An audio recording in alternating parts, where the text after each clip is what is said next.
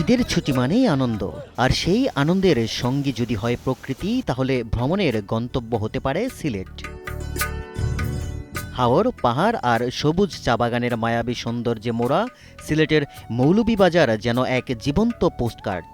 উঁচু নিচু টিলা জুড়ে বিস্তৃত চা বাগান, কুয়াশা ছোঁয়া সকাল আর পাখির কুজন, সব মিলিয়ে ভ্রমণপ্রেমীদের কাছে এটি এক স্বপ্নের গন্তব্য। বিগত বছরগুলোর রাজনৈতিক অস্থিরতা কাটিয়ে দেশে ফিরেছে স্বস্তির হাওয়া। তাই এবারের ঈদে ঘরে বসে নয়, প্রকৃতির টানে বেরিয়ে পড়বেন ভ্রমণ পিপাসুরা। আর সেই ডাক দিচ্ছে সবুজে ঘেরা পাহাড়, টিলা আর চা বাগানের অপার সৌন্দর্যের এই জনপদ। সারা বছর পর্যটকদের পদচারণা থাকলেও ঈদ সামনে রেখে যেন নতুন করে প্রাণ ফিরে পাচ্ছে পর্যটন খাত। হোটেল রিসোর্টে চলছে বুকিংয়ের ধুম, রেস্তোরাঁ ও দোকানপাট সাজছে নতুন সাজে।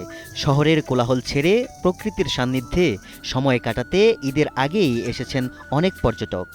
শ্রীমঙ্গল খুব সবুজ, কিছু পাহাড়ও আছে, ছোটখাটো টিলা আছে, কিছু ঝিরি পথও আছে, ঝর্ণা আছে আশেপাশে। যেহেতু নেচার খুব পছন্দ করি, 2 দিন আগে আমার হুট করে মনে হয়েছে যে আমি কোথাও একটা যাবো, কোথায় যাব করে শ্রীমঙ্গল চলে আসে। এই জায়গাটা আমার খুব পছন্দ, আমি আবারও আসবো ইনশাল্লাহ। চায়ের শহর যেহেতু, আমার চা খুব পছন্দ, বিশেষ করে দুধ চা। তো সেই হিসেবে চা যেহেতু আমার পছন্দ, চায়ের শহরও আমার পছন্দ।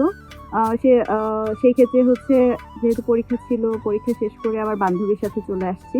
মূলত সিলেট যাওয়ার প্ল্যান ছিল, পরে চিন্তা করলাম সিলেট তো অনেক যাওয়া হয়েছে, একটু শ্রীমঙ্গল ঘুরে আসি। এটা হচ্ছে আপনার শহরের মোটামুটি কোলাহলের বাইরে তো, আর অনেক ভিতরে একটু গ্রাম সাইডে, বাট আশেপাশে চায়ের বাগান আছে, আপনার পাহাড় খুব সুন্দর। জঙ্গলের ভিতর দিয়ে আসছিলাম আমরা অটোতে করে, তখন এত মনে হচ্ছিল যে ওয়েদারটা পুরো এসি করা কাইন্ড অফ। হ্যাঁ, খুব সুন্দর। আমরা তো এমন শহর সাধারণত দেখি না।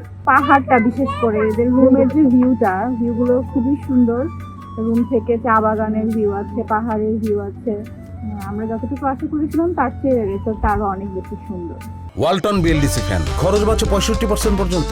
ওয়ালটন বিএলডিসি ফ্যান ছড়ায় স্বস্তির সবুজ হাওয়া।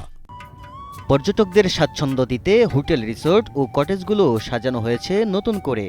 বাংলা, চাইনিজ, থাই খাবারের পাশাপাশি পাওয়া যাচ্ছে স্থানীয় আদিবাসীদের খাবারের স্বাদ। আমাদের প্রস্তুতি শেষ, এখন ঈদ নিয়ে আমরা খুবই আশাবাদী। ঈদে আমাদের অলরেডি 21 থেকে 31 তারিখ পর্যন্ত মোটামুটি আমাদের সোল্ড আউট রুম। আর ঈদে আমাদের 15% ফ্ল্যাট ডিসকাউন্ট থাকতেছে। এছাড়া এখানে যারা পর্যটকরা আসবেন, বিশেষ করে ঢাকা, চট্টগ্রাম বা বড় শহর থেকেই মূলত মানুষ শ্রীমঙ্গলে আসলে বেড়াতে আসেন।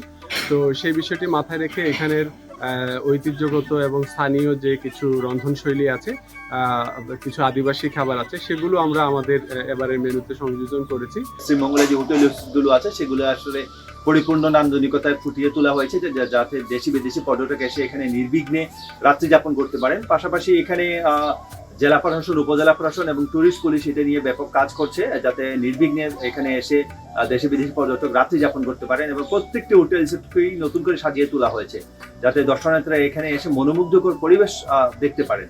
ঈদ উপলক্ষে প্রস্তুতি প্রায় শেষ। ইতিমধ্যে হোটেল রিসোর্টগুলোতে প্রায় 90% বুকিং হয়েছে। পর্যটকদের নিরাপত্তা নিশ্চিত করতে পুলিশ সহ বিভিন্ন আইনশৃঙ্খলা বাহিনীর সদস্যরা মাঠে কাজ করবেন বলে জানান এই পুলিশ কর্মকর্তা।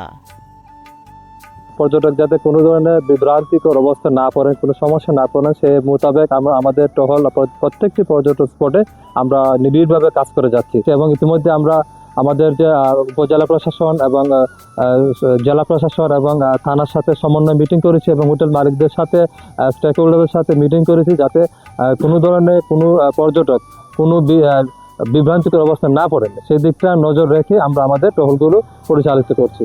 ঈদের ছুটি ঘিরে পর্যটকদের জোয়ারে নতুন উদ্দীপনায় জেগে উঠবে চায়ের রাজধানী মৌলভীবাজার, এমনটাই প্রত্যাশা সংশ্লিষ্টদের।